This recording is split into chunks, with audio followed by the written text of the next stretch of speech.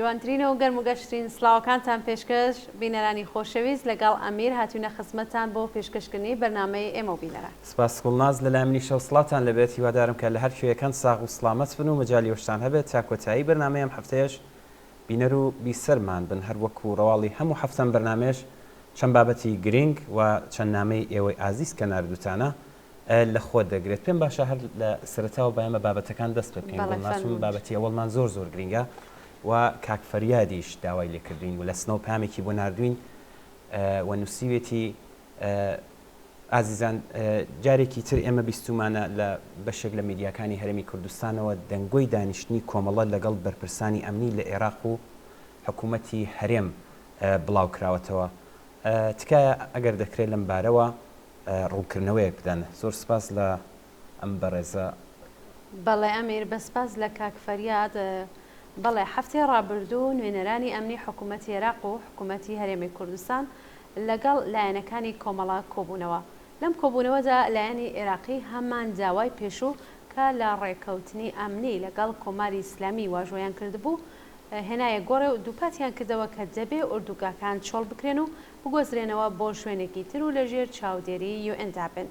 ئێمە و لایەنەکانی تر ڕامان گەیان تا ئەو جێگەی کە لە ڕێگای حکوومەتی هەرێمەوە ئاگاداری ڕێکەوتنە ئەمنیەکە کراوبیتین بە گفتوگۆ و تێگەیشتن لە یەک هەموو ئەو خاڵانەی مربوط بەم ڕێکەوتنە جێبەجێ کراوە و ئەگەریش خاڵێک مابێت دیسانەوە ئامادەین هەر بە گفتوگۆ لەگەڵ حکوومەتی هەرێمی کوردستان چارەسەری گونجاوی بۆ ببینینەوە. ئێستاش گفتوگۆ بەردەوامە. بڵێ تا ئەو جێگەی بە ئێمە وەکو کۆمەڵە دەگەڕێتەوە ئینعتافمان لەم بارەوە دەگەڕێتەوە سەر چەند خاڵکە زۆر جاریش هەر لەم بەرنامەدا باسمان کردووە. بەڵام پێشەوەی ئەم خاڵانە جارێکی تر باسکەین دەبێت مەبەستی سەرەکی ئەم زەخت و گوشارهێنانە لەلایەن کۆماری ئیسلامیەوە بناسین. ئیدامەی ئەم زەخت و گوشارانە لە درێژەی هەمان سیاسەتی سەرکوتگەرانی کۆماری ئیسلامی لە ناوخۆدا دژ بە خەڵکی وەگیان هاتوو لە سەراسەری ئێران و بە تایبەت لە کوردستانە. ئەمە تەنیا قسەی ئێمەش نییە. بۆ خۆیان دەڵێن کە زۆربەی خەڵک یان لەگەڵیان نییە یان لیان دوورکەوتونەتەوە. خەڵک ئێعتراز و ناڕزایەتیان زۆر هەیە، ویست و داخوازیان هەیە.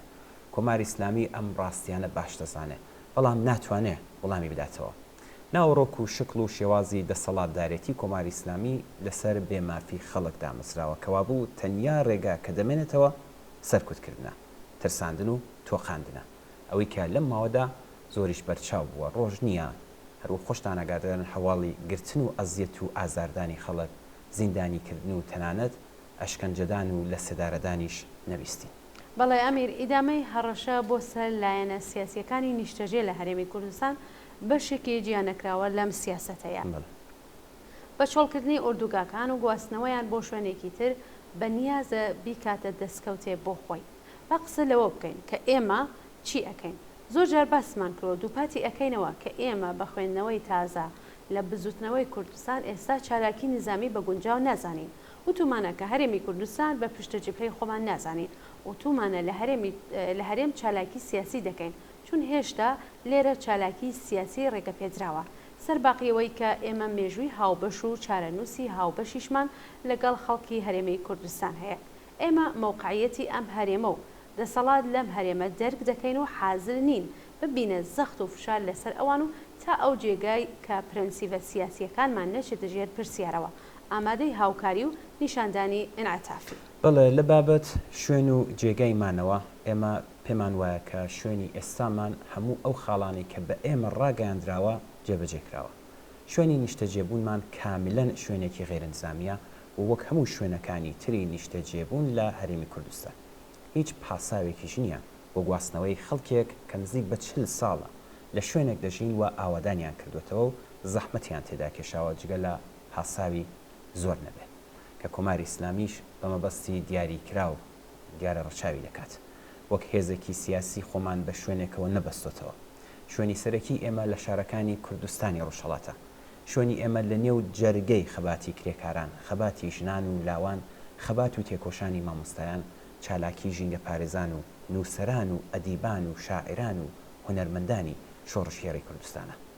لە ساڵانی دوور و درێژی خەباتمان دژی داگیرکاری کۆماری ئیسلامی تەنیا بەشێکی کەمی تەشکیلاتمان لە هەرێمی کوردستان حزوری بووە و بە پێی هەلو مەرج و بە تایبەت داگیرکاری کۆماری ئیسلامی ئەم بەشە زۆر جێگا و شوێنی گۆڕیوە بەڵام چالاکی سیاسیمان بە هەمان مەبەست یعنی بەهێزکردنی حزوری خۆمان لە نێو جەرگەی خەباتی جەماوەری ئیدامەی بووە و دەشت بێ هەڕەشە و زەخت و زۆری کۆماری ئیسلامی بۆ گواستنەوەی شوێنی ئەم بەشە لە چالاکی ئێمە ناتوانێت لەسەر ئەم بڕیارە یعنی مەقاومەت بەرامبەر بە داگیرکاری و سەرکوت و خەبات دژی ژێرپێنانی مافی خەڵکی شۆڕشگێڕی کوردستان تەسیر و کاریگەری بێ بزوتنەوەی شۆڕشگێرانەی خەڵکی کوردستان بۆ سەلماندنی مافەکانی بە شوێنی نیشتەجێبوونی ئێمە لەم دۆڵ یان ئەو دۆڵ گرێنەدراوە شۆڕشی ژینا بەڕوونی ئەم ڕاستیەی سەلمات خەڵکی شۆڕشگێڕی کوردستان داوایەکی ڕەوایان هەیە کە لە ژێر دروشمی ژن ژیان ئازادیدا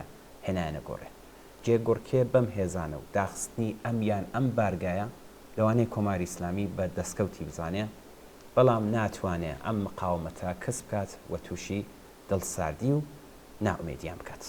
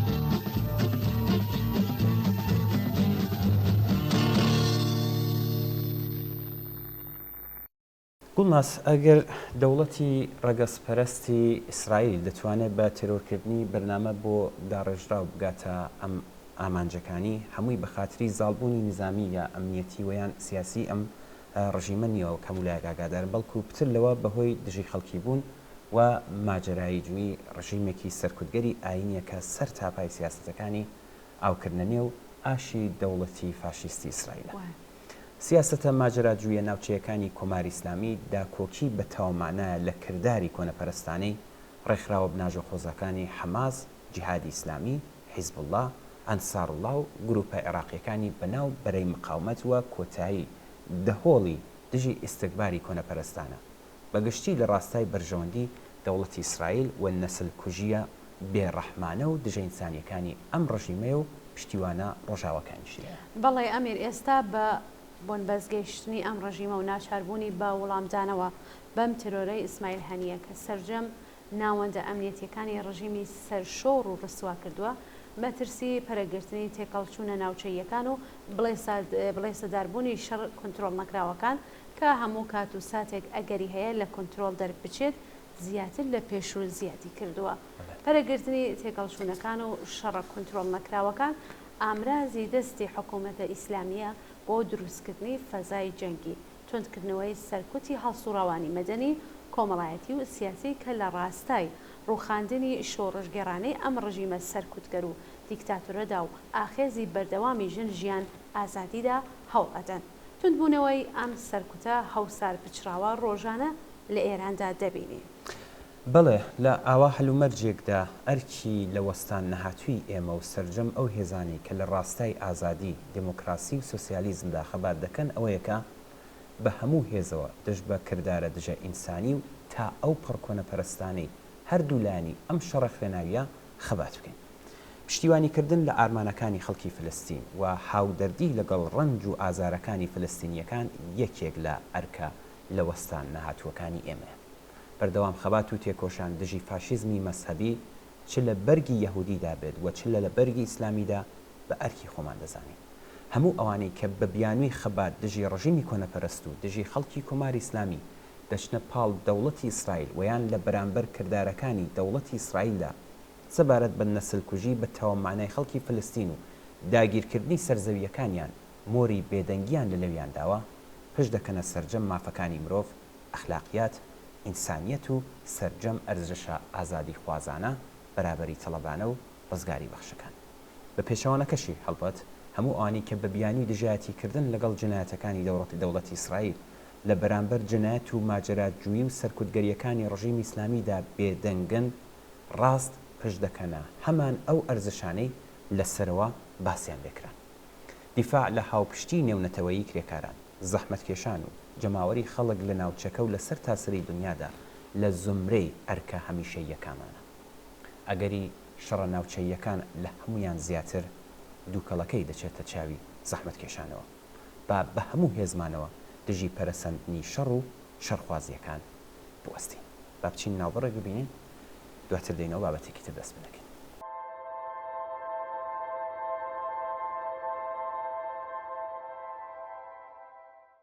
ئەمیر کاگ ئەسفەندیار نووسراوێکی هەیە کە تێدا نووسیوێتی زۆر کەس کاتێک باز لە شەڕ دەکرێت پۆشینی جلوبەرگی شەڕ بەدەستەوەگرتنی چەک و چوونە سەنگەر و تەقەکردن و بیستنی دەنگی گولە و تەقینەوەی موشک و بۆمباران و کاولکاری و خوێن ڕشتن دێتە زێنیان.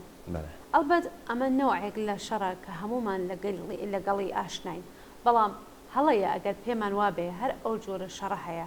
ڕاستیەکەی ئەوەیە کە هەر ئێستا ئێمە خەڵکی ئێران لە نێو جێرگەی شەڕێکی تەواو عیاردین، بەڵام ئەم شەڕە فەرقی هەیە لەگەڵ شەڕێکە لەم زێنەدا زۆر کەس هەیەە. ئەم شەڕە کە من باسی دەکەم کەرەسەی سەختی شەڕی کلاسیکی وەکو تۆپ و تانک و موشک و پەهباد و فڕۆکەی جەنگی تێدانە، بەڵام شەرێکی قورس و لێکەوتەکانی زۆر بەفراوانترە. ئەم شەڕە لە ماوەی دەسەڵاتی کۆماری ئیسلامی کەم تا زۆر بەردەوام بۆ ئەو کاتە توندبووتەوە کە ترامپ لە بەرجام چووە دەرەوە. ئاسەواری ئەم کارە نەبمباران و وێرانی و کوژران و برینداربوونە، بەڵکو و وێرانکردنی ژێرخانی ئابووری ئێمە لە ئێران بوو. بریندارانی ئەم شەڕە بە ملیۆنان ئینسانن کە بێکار و شەرمەندەی خۆیان و بنەماڵەکانیانن. ئەم ژمارە زۆرە تەنانەت نازانن چۆن بریندار کراون. کاولکاری ئەم شەڕە داخستنی یەک لە دوای یەکی کارخانە و شوێنی بەرهەمهێنان یان وەرشکەستگی زۆر شوێن لەوانە سەنعەتی خودرۆ بوو. پریشکی ئەم شەڕە هاتنە خوارەوەی دراوی وڵات بۆ تاڕادەیەک کە قیمەتی کاغەزی هەر پارێک لە ئەرزشی پارەکە زیاترە. چاپ و بڵاوکردنەوەی ئەم پارەیە ئیتر پاساوی ئابووری نییە. کوژراوەکانی ئەم شەڕە کێن؟ هەزاران ژن و پیا و منداڵن کە بنەمای ژیانیان بەهۆی فەقر و نەداری تێکشوە و لە یەک هەڵوەشاوەتەوە. کۆڵبەرەکانن کە لە ڕووی ناچاریەوە ڕوو لە کۆڵبەری دەکەن و گیان ئەدەن بۆ پاروەنانێک یان کەسانێک کە بەهۆی بێکاری و تەنگدەستی ناتوانن خێزان پێکۆ بنن. بابزانین ستونی پێنجمی ئەم شەڕە کێن؟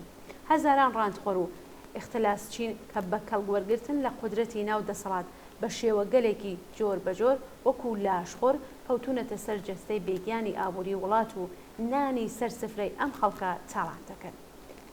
فەرموو ئەمیر. بڵێ زۆر سپاس کاک ئەسفەندیار لە درێژەی نووسراوەکەیدا دەڵێ ئەوەی کە ئێستا گوڵناس نامەکەی خندمەش درێژەی ئەمە فەرماندەکانی ئەم شەڕە بە پێچەوانەی شەڕێکی ئاسایی ئاسیایی نەوەک خەڵک لە شەردان و نەتەنانەت چگۆلەترین قورسایی ئەم شەڕە هەست پێ دەکەن. لە دەرەوە وە زۆر لە سەرەوە بانگەشەی مقاومەت دەکەن و وعدەی درۆینەی سەرکەوتن بۆ لووتکە بە خەڵکەدەن.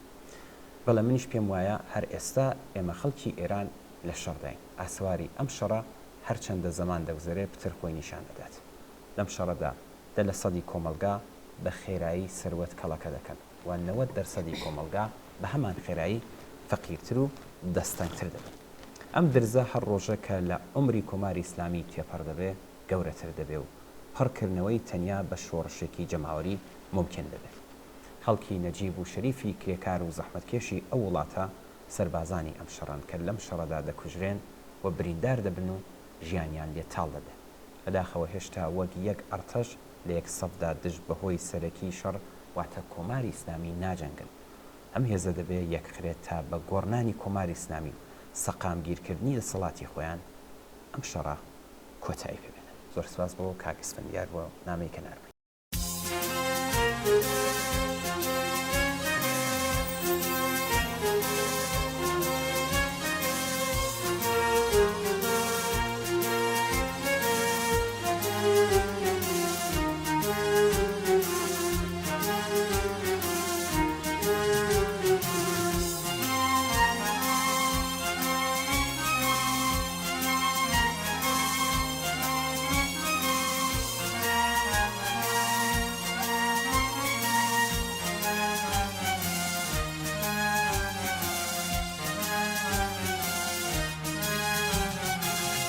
خیابان خروشاوا هستا و زندو خیابان خروشاوا هستا و زندو صدم دستولاش پیکر و رمزی هستم دژی کویلتی خیابان سنگر خیابان سنگان شری خیت فنگو سری پر لندش شری خیت فنگو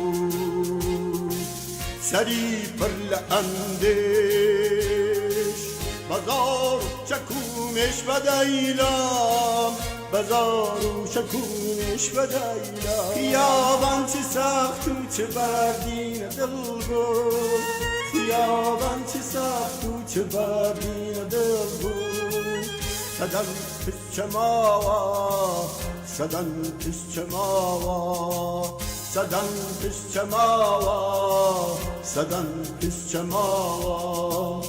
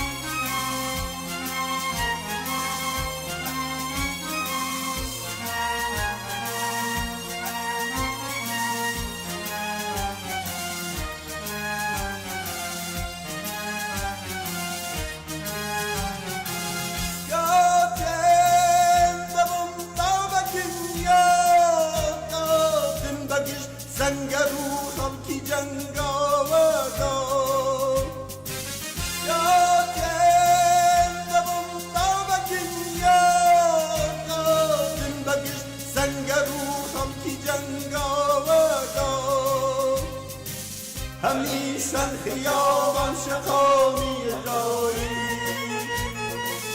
همیشن خیابان شقامی داری همیشن خیابان شقامی داری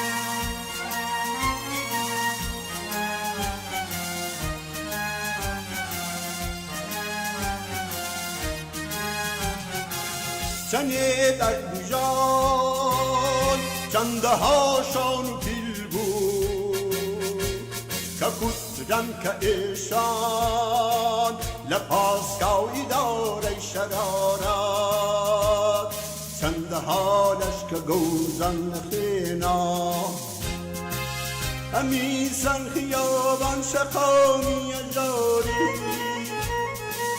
همیسن خیابان شقامی جاری دوام و دوباره دیجی کویلتی و مین تاوا خیابان دبیت پراپا شپوری شرو اعتراض شورش شپوری شرو اعتراض شورش شپوری شرو اعتراض شورش شپوری شرو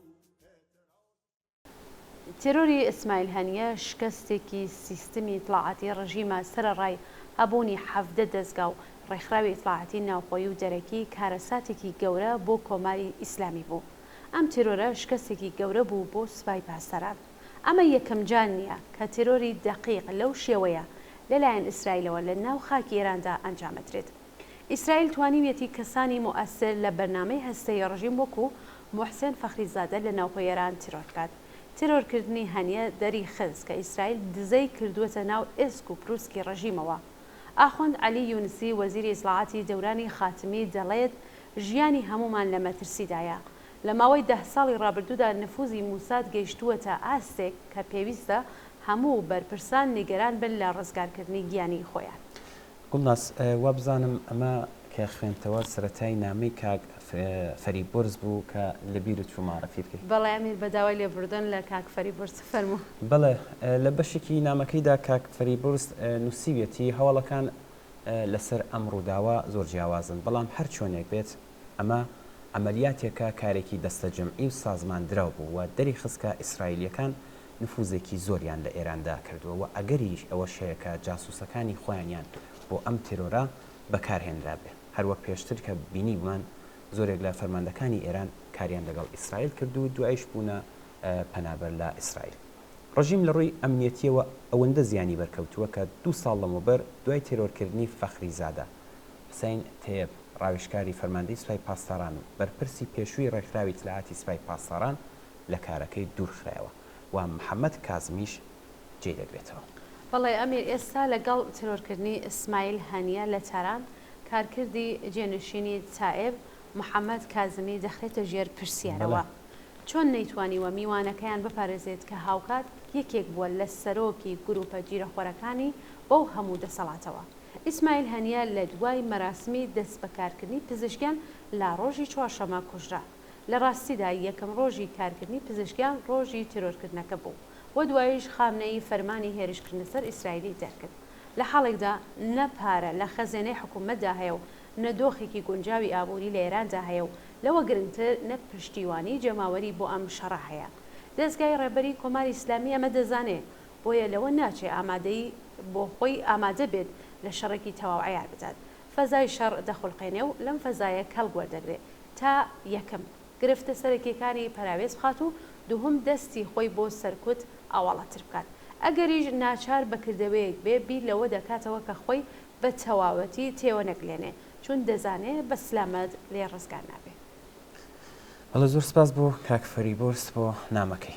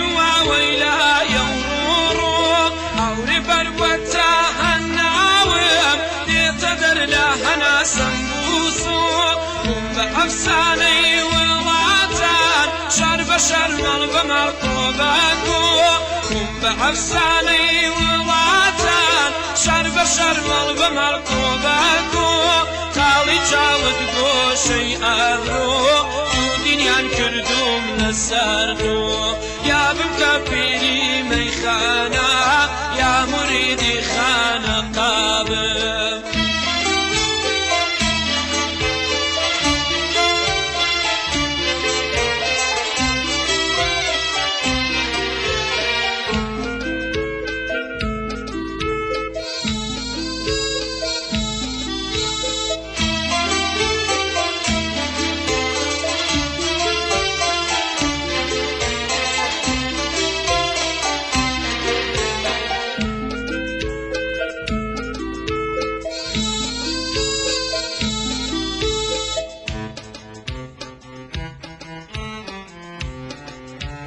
روحكم روي خود بنوينا تابكي كشتي نازد بين دامك وبتكلم بينا تانا بردم خام راصد بين جارك جبكرم بندينا من فداي دنقو عوازد بين جارك جبكرم بندينا من فداي دنقو عوازد بين ميلي أبروي تو قدناني دەی چاوەکەی بازت بێن من کە هاتوو کیبلم گۆڕی یاخوا کافر بێجەلابم کاکاوان لە نامێکدا کورتێکی لە نامەی وریشە مورادی زیندانی سیاسی کە لە زیندانەوە نووسیوێتی بۆی نردوین بەسپاس لە کاکاوان لەم نامەیەدا هاتووە حکمی ئەنجامی چالاکانی ژن شەریفە محەممەدی و پەخشان عەزیزی لە ماوەی کەمتر لە مانگێک نیشانەی ناکارامەی و داماوی سیاسی کۆماری ئیسلامیە بۆ ئەوەی دەوڵەتی تازەی بەهێز نیشان بدات لە سەروبەندی ساڵڕۆژی شۆڕشی ژن ژیان ئازادی کەش و هەوای ترسی بەسەر کۆمەڵگادا ساز ئاکات بەڵام هەموو هەوڵەکانی خەیاڵی خاوە. بەڵێ وریشە هەروەها لە بەشێکی تری نامەکەدا نووسیوێتی بە هەمان ئاراستەدا منی بە تۆمەتی ژنبوون کوردبوون و گەڕان بە دوای ژیانێکی ئازاد بە بەغی تۆمەتبار کردووە. ئێستا پاش یەک ساڵ بەندکران لە گرتوخانە چاوەڕێی بەڕێوەچوونی دووهەمین جەلسەی دادگاییکردن لە ڕێکەوتی چواردەی گەلاوێژی 1403 هەتاوی لە لەقی 15 دادگای انقلابی تاران بە سۆرۆکایەتی قازی سەڵەواتیدا. هەرچەند دەزانم بەشداری نەکردنم لە دانیشتنی دادگا بە واتای بەرگری نەکردن لە خۆم دەبێت بەڵام بە نیشانەی دەربڕینی ناڕزایەتی لە ئاست مەحکومکردنی هاوڕێکانم شەریفە محەممەدی و پەخشان عەزیزی بە ئێدام لەو دانیشتنەدا بەشداری ناکەم و هیچ شەرعیەتێکیشی بەلامەوە نابێت. لە کاتی لێپرسینەوەی هێزە ئەمنیەتیەکانەوە بەردەوام بەرگریم لە خۆم کردووە بەڵام ئەم جارە بەرگری نامەی خۆمم ڕوو بە خەڵک و کۆمەلگای هەمیشە وشیار زانا و ئازادی خوازی ئێران بڵاو کردوێتەوە. داوان لێ دەکەم پاش خوێندنی ئەو نامەیە خۆیان لەسەر بیر و باوەڕ و چالاکیەکانم بڕیار بدەن. وریشە دوای ئەم قسانە نووسیوێتی ژیانکردن لە سەدەی 21ەمی ئەو ڕۆژهەڵاتە ناوینەی کە گەورە هێزەکانی جیهان و دەوڵەتە دیکتاتۆرەکانی ناوچەکە هەوڵی زەوتکردنی بەها و کولتوری نەتەوە جیاوازەکان بۆ سەپاندنی دەسەڵاتی هێژبوونێکی خۆیان ئەدەن بەواتای ژیانکردن لە جۆغرافیایەکە کە خەڵتانی خوێن بووە و بە ئەبێ هەر ڕۆژە بینەری ژەنۆسایت تعریب و تێکەڵکردنی زۆرم لەبێت. ژیانەوە لە کوردستانیش بە واتای ژیانەکە کە هیچ گەڕەنتیەکی یاسایی، ئابووری، سیاسی پەروەردەی تێدا نیە. واتە بێکاری، هەژاری، فەقر، جیاوازی، هەڵاواردن، گرتن، لە سێدارەدان و کوشتنی کۆڵبەران، شەهیدانی ڕێگاینان واتە هەر ئیدامەیە. وریشە هەروەها نووسیوێتی ئەو بارودۆخە منیشی گرتووەتەوە لە هەموو ئەو ساڵانەی کە خۆم ناسیوە قەت نەمتوانیوە لە ئاز نۆرمەکان واتە ڕێساکان کۆمەڵگا هەز بە بەرپرسیارەتی ناکەم. ژیانکردن لە داوێنی زەنجیرەچیەکانی زاگرۆز کە خۆم لەوێدا گەورە بووم لە ژیانی ڕەنگاوڕەنگ و پڕزریقە و بریقەی وڵاتانی ڕۆژاواییم بە باشتر زانی. برینێکی زۆر بەجەستەمەوە بوو و بەشێکیانم تیمار کرد. دوو ڕێگام لە پێشدا بوو یان هەڵبژاردننی ژیانی ئاسایی یان دۆزینەوەی شوناسی ڕاستەقینەی خۆم کەوابوو لە جیاتی نەعلەتکردن لە تاریکی مۆمێکم هەڵگیرسان. چالاکی لەگەڵ گروپەکانی دیکە و بینینی هەموو جیاوازیەکان منی بە ئەو قەنەعەتەگەیان کە بنەمای هەموو کۆیلایەتیەک لە کۆیلەکردنی ژنان و پێگەی ژنان لە کۆمەڵگایە. ئەو بابەتە منی هانجا بۆ ئەوەی زۆرتر لەسەر کۆمەڵگا و گرفتەکانی توێژینەوە بکەم و ئاسی زانیاریم ببمە سەرەوە، بەڵکو چارەسەرێکی بۆ بدۆزمەوە. بەڵێ لە بەشێکی تری نامەکەدا نووسراوە هاتووە هێرشی داعش بۆ سەر ڕۆژاواتە باکوور و ڕۆژهەڵاتی سووریا وای لێکردم زیاتر لە ئامانج و هۆکاری کردەوەی هێزە تاریک پەرستەکانی ڕۆژهەڵاتی ناوەڕاست لەلایەک تێبگەم و لەلایەکی دیکەشەوە تێگەیشتنێکی ورترم لە دۆخی ژئۆپۆلیتیکی ڕۆژهەڵاتی ناوەڕاست و پەیوەندیەکانی دەسەڵاتی هێزە چالاکە سیاسیەکانی ناوچەکە بەدەستێنە. وەک ژنە چالاکوانێک لە پێویستی بەشداری چالاکانە و فرەلایەنە لە پێناو چەسپاندنی سەقامگیری و ئاشتی و دموکراسی لە ناوچەکە تێدەکەم.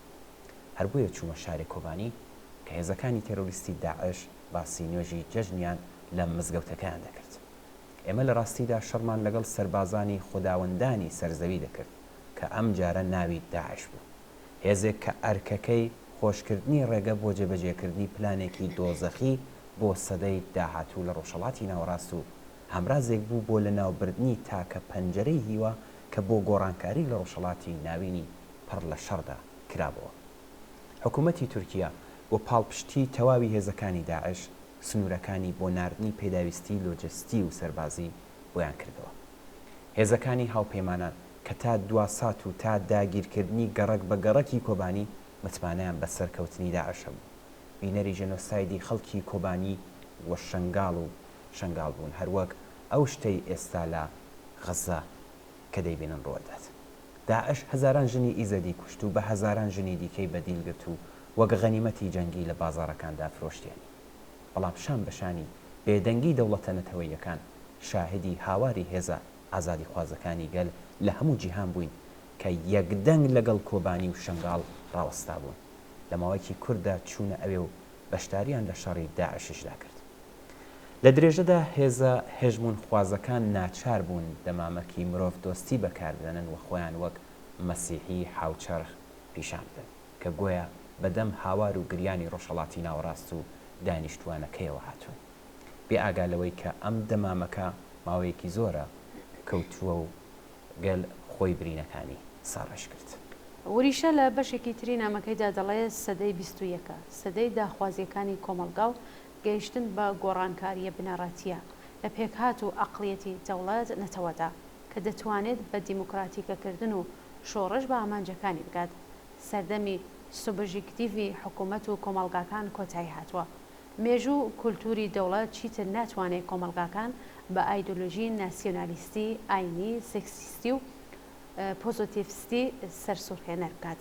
سەردەمی شوانی حکوومەت و دابەزینی کۆمەلگا کۆتایی پێهاتووە. ژنی زانا بە واتای کۆمەلگایەکی زانا و کۆمەلگای زانا بە واتای ژێر پرسیاربردنی پیرۆزیەکانی سەرمایەداریە، واتە هاوبەشکردنی ئیرادەی سروشتی گەل لەگەڵ قۆناغەکانی ئاشتی و دۆزینەوەی چارەسەر، واتە ئامادەی کۆمەلگا لە بوارەکانی کۆمەڵایەتی، ئابووری، پەروەردەیی سیاسی و هێتر. هەر لێرە بوو کە من دەرکم بە قوڵتر تێگەیشتن لە بوونی ژن لە ژیان و پەیوەندیەکەی لەگەڵ ئازادیدا کرد. بوونی من لە خەندەقەکانی دژ بە داعش هاوکات بوو لەگەڵ ئەو ڕۆژانەی کە ئەم ڕەوتە هەموو هێزی خۆی بەکارهێنا و بۆ داگیرکردنی کۆبانی. ئەمە لە کاتێکدا بوو کە شەڕی داعش وای کرد بوو ناوم بخرێتە لیستی ترۆری هێزەکانی دەسەڵاتی تورکیا واتە میت. بۆیە بوونی من لە ڕۆژاوا یان هەرێمی کوردستان هاوتا بوو لەگەڵ هەڕەشەی ترۆرکردن لەلایەن حکوومەتی تورکیەوە. بەڵێ لە ڕێکەوتی دەی پوشپەڕی ساڵی 1402 بە تەخەکردن، شکاندنی پەنجەرەی ئۆتۆمۆبیل، ئەشکەنجە و دەستدرێژی جەستەیی لە ساتە وەختی ڕەفاندن، شەڕی دەرونی، لێپرسینەوە لە ژووری تاکە کەسی لەلایەن هێزانیەکانی ڕژیمەوە لە بازگەی پۆلیسی ڕێگای سنە بوو کامیاران هەوڵی ڕوخانی ئیرادەمیاندا و ماوەی 13 ڕۆژ لە بەندی تاکە کەسی سلاعاتی سنا ئەشکەنجە درام. هەموو ئەوانە بەشێکن لەو ئازارانەی بەسرمدا هاتووە. بەواتایەکی تر وەزارەتەکانی ئیتلاعاتی ئێران هەمان ئەو کاران کرد کە هێزە ئیتلاعاتیەکانی تورکیا دەیانتوانی بەرامبەرم بیکەن. لە 5 ژانوی ساڵی 1402دا گواسترامەوە بۆ بەشی ژنانی زیندانی ئەبین. دوجار لە 21 پوشپەڕی ساڵی 1403 لە لەقی 15 دادگای انقلابی تاران بە ئەندامبوون لە گروپە ئۆپۆزیسیۆنەکان و خەیانەت تۆمەتبار کرا. بەڵام پرسیاری بنەڕەتیەوەیە کە بۆچی شەڕی هێزێکی تێرۆریستی وەکو داعش بە یەکسانی شەڕی کۆماری ئیسلامی دادەنرێت، کەواتە ئیدعای کۆماری ئیسلامی بۆ بەرەنگاربوونەوەی داعش لەکوێ مێژوو جێ دەبێتەوە. داعش سەرمان دەبڕێت و کۆماری ئیسلامی سەرمان هەڵدەواسێت. هیچ زانیاریەکی سیاسی یاسایی ناتوانێت ئەم پارادۆکسە چارەسەر بکات، کەواتە بە ئاگابی. لە ماوەی ساڵێک بەندکرانی کاتیدا تەنها بۆ ماوەی 3 مانگونی و مافی ئەوەم هەبوو سەردانی خێزانەکە بکەم، باقیەکەی یان لە ژووری تاکە کەسیدا یان وەکو ئێستا لە زیندانی ژناندا بووم. بەڵام وەکو بارودۆخی تاکە کەسی دوای 10 مانگ لە نێوان 25 بۆ 27 گوڵان لە زیندانی ئێڤین بەبێ ئەوەی پێشینە و چالاکیەکانم لە بەرچاو بگرن بە ترۆریست ناویان بردم و دەیانگوت پێویست بوو لەلایەن دەوڵەتەوە لەژێر ناوی بەرگریکاری حرەم بڕۆشتایی بۆ سووریا. بەڵێ لە درێژەی نامەکەدا نووسێتی ئێستا بە تێوانین لە ڕابردوو و ڕێگایەک کە پەیڕەوی کردوم بەرگری لە کردەوەکانی خۆم دەکەم، چونکە لە هیچ کات و شوێنێکدا بە بچووکترین شێوە زیانم بە ژیان و ماڵی کەس نەگەیاندووە تاکە تاوانی من بەرپرسیاربوون بەرامبەر کۆمەلگا بووە. بەردەوام دەبم لە بەرگریکردن لە خەباتی خۆم لە دژی هێزە تێرۆریستیەکانی داعش لە کۆبانی و بەردەوام دەبم لە شەڕکردن بۆ کۆتایی هێنان بە هەر چەوسانەوەیەک لە دژی ژنان لە کوردستانەوە تا بەلوچستان و لە ئێرانەوە تا ئەفغانستان تا گەیشتن بە ئامانجەکانی ژن ژیان ئازادی خەبات دەکەم. لە کۆتاییدا ڕایدەگەێنم کە لە ماوەی 1 ساڵی ڕابردوودا هیچ شتێک بچووکترین گومانی لە بەجێگەیاندنی ئەرکە ئینسانیەکانم بەرامبەر بە کۆمەلگا و بە تایبەتی ژناندا ساز نەکردووە و هەرگیز نایکات. من ژنێکی کوردم کە لە ڕۆژهەڵاتی ناوەڕاست دەژیم و بۆ خۆم نەژیاوم، هەرچی لە توانمدا بێت بۆ ئازادی کۆمەڵایەتی دانیشتوانی ناوچەکە کردومە و دەیکەم، چونکە ژیانێکی ئازاد و بەنرخ شایەنی ژیانە، یان ئەبێت بەرز و مانادار و ڕازاوە بێ بە ئازادی بژیت یان هەرگیز نابێت بژی. سپاس لە کاکاوانی ئازیز کە چەند بەشێک لە نامەی گوریشەی مرادی ئازیزی بۆ نردین و ئێمەش لێرە داخێنمەوە. زۆر سپاس بۆ کاکاوان.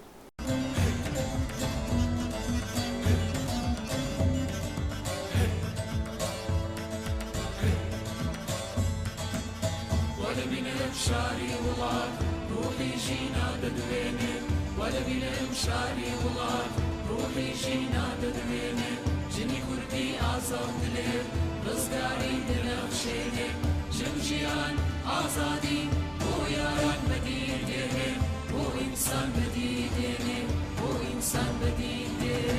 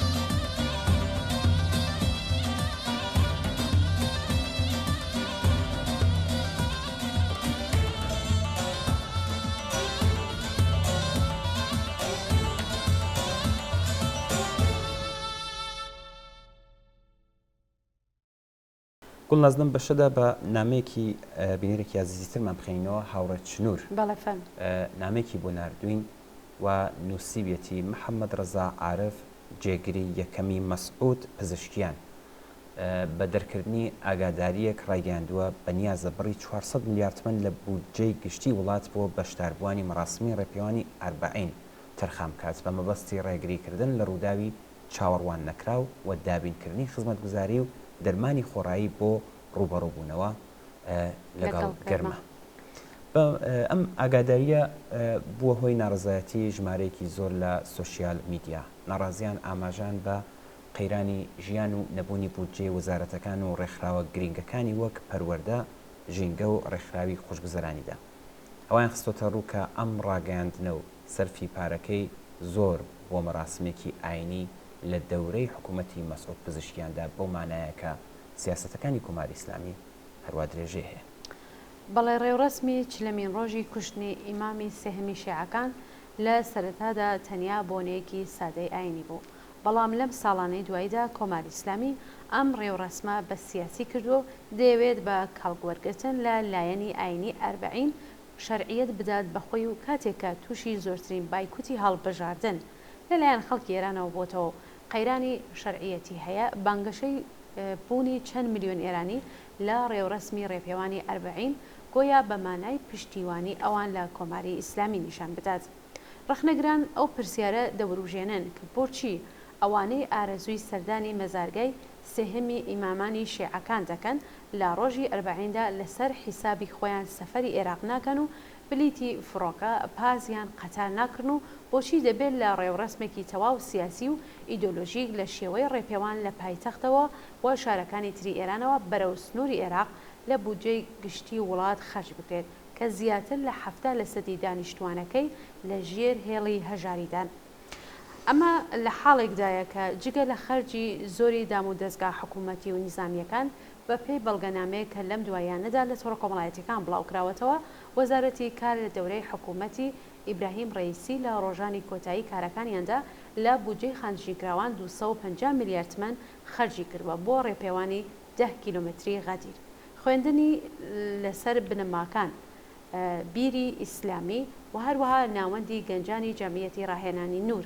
ئەمە لە حاڵێکدایە کە سندوقەکانی خانشینی لە ئێران لە ساڵانی ڕابردوودا ڕوبەڕووی کورتێنانی بەرچاوی بودجە بوونەتەوە و خانشینکراوانی ئێرانی ساڵانێکە بە شێوەیەکی بەردەوام و هەفتانە ناڕزایەتیان بەرامبەر بەو سندوقانە دەربڕیوە. بەو حاڵەشەوە مەسعود پزیشکیان سەرۆک کۆماری تازای ئێران داوای لە بەڕێوەبەرانی حکوومەتی کردووە کە بەدەستهێنانی ڕەزامەندی زایرانی ئەربعین بخەنە ئەولەویەتەکانیانەوە. بۆیە لە ڕۆژی شەمە 11 گەلاوێژ لە کۆبوونەوەی ئەندامانی بەڕێوەبەری ئەربعین بە پێویستی زانی بڵێ ئاسوودەی بۆ زایران دابین بکرێت و ئەم مەراسمە بەبێ هیچ کێشەیەک بەڕێوە بچێت و جەختی لەوە کردەوە کە هیچ پاساوێک قبول ناکرێت. لە حاڵەتی ناڕازیبوونی خەڵکدا و ڕایگەیان هەموو بەشەکان پابند بن بە جێبەجێکردنی ئەرکەکانیان سەبارەت بە ئەربعین بە باشترین شێوە. بەڵێ مەریەم شکرانی پامنێری ڕۆژنامەی شەرق لە وەڵامی ئاگادارکردنەوە نوێیەکەی جێگری یەکەمی مەسعود پزیشکیان لە تۆڕی کۆمەڵایەتی ئێکس نووسیوێتی بەم پارەیە دەتوانرێت نزیکەی 60,000 موبایلی هوشمەندی هەرزان بۆ خوێندکارانی ناوچە بێبەشەکان بکردرێت. بە پێی ڕاگەاندنی پەروەردە 3 ملیۆن قوتابی دەستیان بە موبایل ڕناگات و بێبەشن. ساڵانە کاربەدەستانی حکوومەتی کۆماری ئیسلامی ئێران ئاماری وردی ئەو بوو جەبەرچاوانی کە بۆ ڕێوڕسمی ئەربعین خەرجکراون بڵاو ناکانەوە، بەڵام بەپێی ئەو لێکۆڵینەوانی کە داتابیسی کراوەی ئێران لە ساڵی 1401دا بڵاوی کردوێتەوە، ئەم ساڵ لانی کەم 1420 میلیارد تمەن لە بودجەی گشتی ئێران بۆ ئەم ڕێوڕسمانە خەرجکراون، بە جۆرێک کە ئەم ژمارەیە 2 هێندەی بڕی دابینکردنی ژێرخانی نیشتەجێبوون بووە، 5 هێندەی بودجەی جێبەجێکردنی قانونی هەوای پاک و 7 هێندە بودجەی یارانیەکان و یارمەتیەکان بووە بۆ زیانەکانی حەوادسی گواستنەوەی دەرەوەی شارەکان لە ساڵی 1401دا.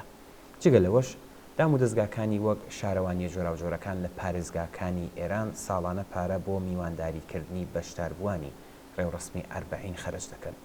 تەنها لە یەک حاڵەتدا لە ساڵی 1402دا شارەوانی تاران زیاتر لە 40 میلیارد تمەنی بۆ ئەو مەبەستە تەرخان کرد. حکوومەتی ئێران نەکتەنیا لە ڕێبوارانی ئەربعینی ئێرانی بەڵکو لە ئامادەبوانی مسلمانانی وڵاتانی دیکەش لەم ڕێوڕسمەدا کەڵکی سیاسی وەردەگرێت و بەردەوامە لە هەوڵدان بۆ دەست بە سەرداگرتنی ئەم بۆنەیە و ڕێوڕسمەکەی بۆ قازانجی خەونی حکومڕانی جیهانی ئیسلامی. ساڵی ڕابردوو بە مەبەستی دووپاتکردنەوەی ئیدعای سەرکردایەتی خۆی بەسەر جیهانی شیعەدا دوای کۆتایی هاتنی ڕێوڕسمی ئەربعین، عەلی خامنەیی دەستخۆشی و سوپاسی دام و دەستگا ژێردەستەکانی خۆی لە کۆماری ئیسلامی و میلیشیاکانی هەشتی شەعبی لە عێراق کرد کە 22 میلیۆن زائری ئەربعینی حوسێنیان لەخۆگرتووە. محەڕەم و سەفەر هەمیشە لە چاوی حاکمانی ئێرانیدا کەڵکی سیاسی هەبووە و دەیبێت. لە ساڵانی یەکەمی دامەزراندنی کۆماری ئیسلامیدا خۆمینی وتی ئەوە محەڕەم و سەفەرەکە ئیسلامیان بە زیندوی هێشتوتەوە. عەلی خامنەیش کاروانی ئەربعینی بە گەورەترین کۆبوونەوەی جیهان و ڕووناکیەکی بەهێز ناوبردووە بانگەشەی ئەوەی کردکە لە جیهاندا هەوڵ دەدەن نەهێڵن ئەم ڕووناکیە ببینرێت. خامنەی لە ساڵی 1990دا جەختی لەوە کردەوە کە کاروانی ئەربعین دەتوانێت ببێتە بنەمای بەدیهێنانی ئامانجی سەرەکی ئومەتی ئیسلامی. ئەمانە لە حاڵێکدایە کە بەشی زۆری خەڵکی ئێران بۆ دابینکردنی بژێوی ڕۆژانەیان لەگەڵ دژواری زۆریش ڕوبەڕوو.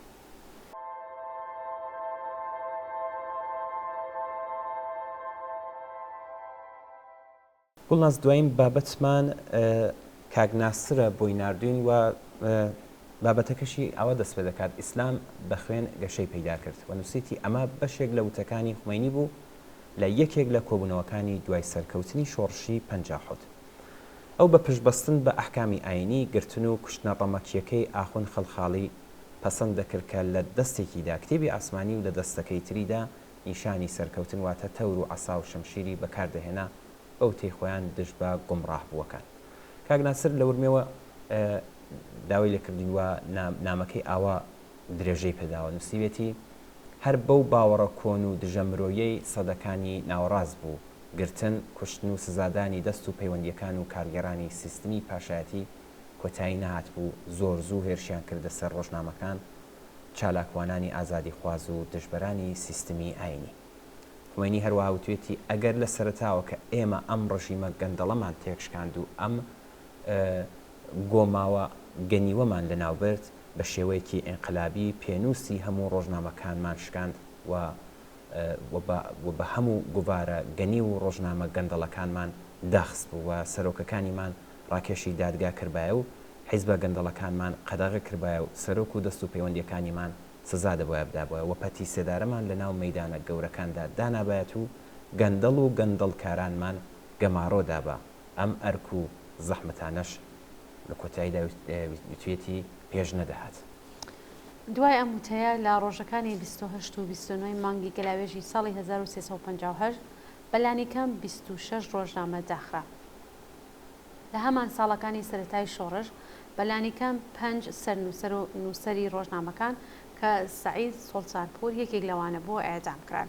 لە 28 مانگی گەلاوێژی ساڵی 58 خۆمینی بە فەرمانێک فتوای جیهادی دژ بە خەڵکی کوردستاندا لەم بارەوە وتی ئەم پیلانگێرانە لە کوردستان و شوێنەکانی تر لە ڕێزی کافرانن پێویستە بەتوندی و بێبەزەیانە لەگەڵیان بجوڵێنەوە و ڕەفتاریان لەگەڵ کرد. لە پاش ئەم فتوایە لە مانگی ژۆزەردا تا خەرمانانی ساڵی 58 لانیکەم 42 کەس لە دادگا سەحراییەکانی ئاخوند خەڵخاڵی لە شارە جیاوازەکانی کوردستان ئەعدام کران. خۆمینی لە وتوێژێکدا لەگەڵ ئۆریانا فالاچی ڕۆژنامەنووسی ئیتالیایی بۆ بەرگریکردن لە بڕیارەکەی بۆ ئێدامی لەشفرۆشەکان وتبووی ئەم ئێدامانە بۆ سڕینەوەی پیسایی و گەندەڵی و بۆ خاوێنکردنەوەی کۆمەڵگا سوودی هەیە. ئەو شتانەی کە نەتەوەیەک گەندەڵ و پیس دەکات پێویستە لە ناو بچێت. ئێمە پێویستە پیسایی و گەندەڵی لە ناو ببین. ئێعدامە دزێوەکانی خومینی لە هاوینی 67 بەرز بووە و گەیشتە لووتکە. لەو ماوەدا هەزاران بەندکراوی سیاسی بەوانەیشەوە کە ماوە و بڕیاری گرتنیان کۆتایی هاتبوو ئێعدام کران. ئەوەیش نیشانیدا کە ئەم ڕێبەرە دیکتاتۆر و خوێنبژە چەندە تینووی بە کوشتن و گرتن و لە ناوبردنە. ئەمیر فەرموو. بڵێ کۆمەلگای ئێران لە ماوەی دوای خومینی گۆڕانکاری بەسەرداهات خەون و خەیاڵی چینە جیاوازەکان بۆ باشترکردنی ژیانیان بە جێبەجێکردنی یاسای ئیسلامی تێکشکا و ڕووخا بە تایبەت چینی هەژار و نەداری کۆمەلگا وردە وردە بە خۆیان داهاتنەوە وەزانیان کە بڵێنە ئابووری و خۆشگوزەرانیەکانی خومینی لە پاریس و لە گۆڕستانی باشتی زەهرا پاشهاتنی بۆ ئێران تەنها خەون و خەیاڵێک بووە. بەم هۆیەوە لە دەیەکانی هەفتا و هەشتا ئەبینین ڕاپەڕینەکان دەست پێەکەن بە تایبەتی لەلایەن پراوێستخراوی شارەکان و خوێندکارانی زانکۆکان کە بەرامبەر نالەباری باری ژیان و سەرکوتکردنی ئازادیەکان دەوەستن. هاتنی باڵی چاکسازی بۆ ناو دەسەڵات نەیتوانی ناوەندی هێز و دەسەڵات وا لێ بکات بە ئاکاری خۆی دابچێتەوە و چاکسازی بکات. کودتای هەڵبژاردننی ئەحمەدی نژاد و خامنەی لە ساڵی 1970 و ڕوبەڕووبوونەوەی وڵات بە ئابلۆقەی ئابووری بەهۆی بەرنامەی ناوەکی ڕژیم و چالاکیە تەروریستەکانی سوپای قوتس لە ناوچەکەدا سفرە و خوانی خەڵک بە تایبەت کرێکاران و خانەنشینان مامۆستایان و هەژاری شارەکانی بەتاڵتر کرد. ئەگەر سەرکوتکاریەکان لە ماوەی دەسەڵاتی خۆمەینی زۆرتر ڕووی لە بەرەو ئەندام و پشتیوانی گروپە سیاسیەکان کە دژی حکوومەتی ئیسلامی خەباتیان ئەکرد بوو لە ماوەی پاش خۆمەینی بە شێوەیەکی تایبەت ڕووی لە ئەوانەی ناو دەسەڵاتیش کرد کە لە ماوەی شۆڕشتەکەدا وێنەی خۆمەینیان لە مانگدا دیبوو.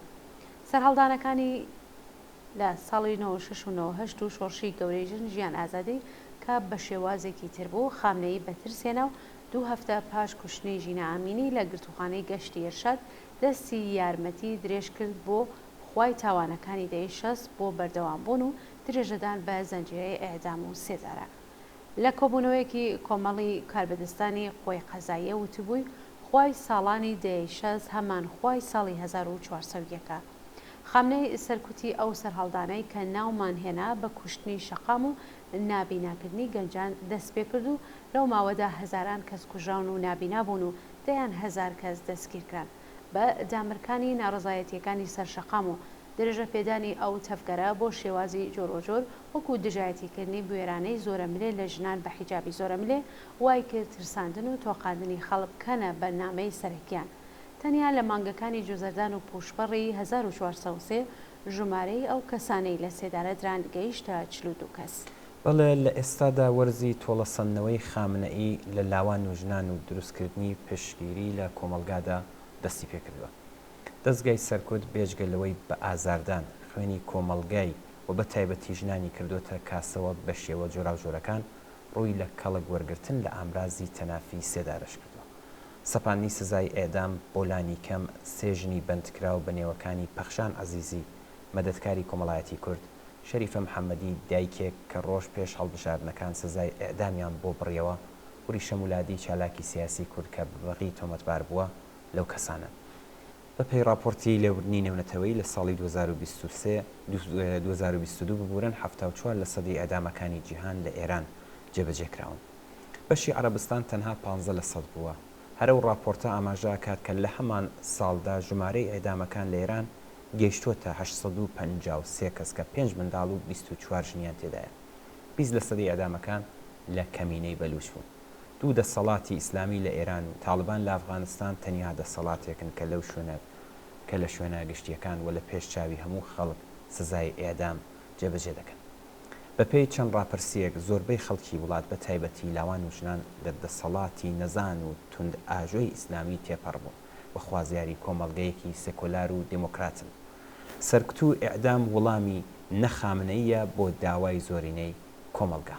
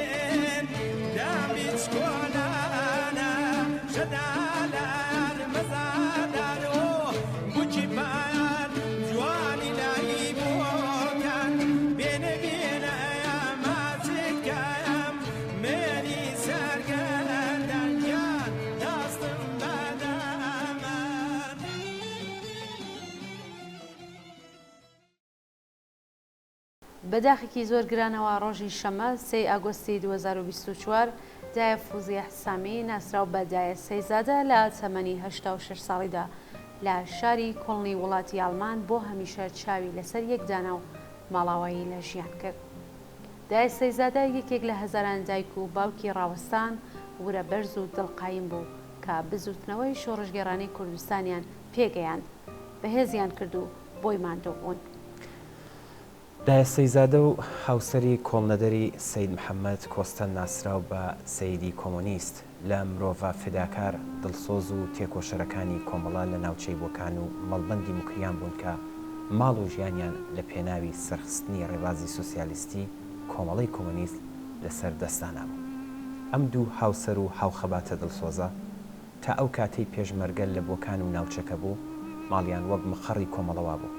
دواتر ماڵیان بوو بە شوێنی حەوانەوە و کۆڕ و کۆمەڵی تێکۆشەرانی خەباتکار.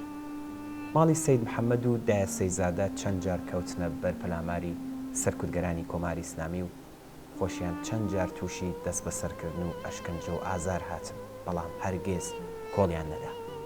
دایە سەیزادە و سەید محەممەد لەو دایک و باوکانەی شۆڕشی کوردستان بوون کە بە ئێعتباری خۆیان ناگڕۆڵەکانیان شۆڕژگێر بوون کە ئەس قەزاڕۆڵەکانیان ڕێچکەی خەبات و کۆڵنەدانی ئەوانیان گرتە پێش. پاش مردنی کاک سەید محەممەد دایە سەیزادە ژیانی تاراوگەی بە ناچار و لە نزیک ڕۆڵەکانی لە وڵاتی ئاڵمان هەڵبژارد، بەڵام دڵی هەر لە ئاوایی کۆستە و شارە جوانەکەی بۆکان و گەڕانەوە بۆ زێدی خۆی بێ سێبەری ڕەشی کۆماری فاشیستی ئیسلامی بوو. بەڵام بەداخەوە هەڵکشانی تەمەن و مەرگ مەجای هاتنەدی ئەو ئاواتە شیرینەی پێنەدا. لەوانەیە پێویست بۆ بیرهێنانەوە نەبێت کە دایە سەیزادە سەرڕای هەڵکشانی تەمەن و پیری، بەڵام تا دواساتەکانی تەمەن و ماڵاوایی لە ژیان وەک دڵسۆز و باوەڕمەند بە ڕێبازی سووری کۆمەڵە مایەوە و خۆشی دەویست. ئێمەش شانازی بە دایکێکی وا بەورە و بیر و باوەڕ دەکەین.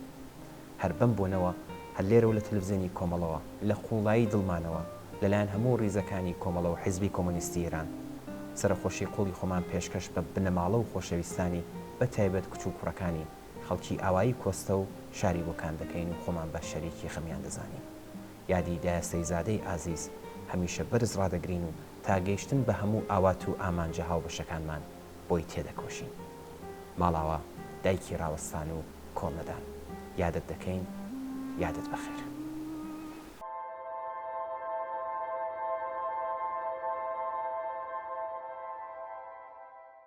بەڵێ ئازیزان و خۆشەویستان، بەم جۆرە گەشتینە کۆتایی بەرنامەی ئەم هەفتەیە ئێمە و بینەرانیش زۆر سپاس بۆ ئەوەی کە تا ئێستا لەگەڵمان بوون. هیوادارین کە بەدڵتان بوو بێت و کەڵکی پێویستیشتان لێوەرگرت بێت. چاوەڕێی نامە و ئیمەیل و پەیوەندیەکانی تەلەفۆنی ئێوەن بۆ هەرچی زۆرتر ڕازاندنەوەی بەرنامەکەی خۆتان حتمما پەیوەندیمان پێ بگرن و ڕابۆچوونەکانتان باس بن.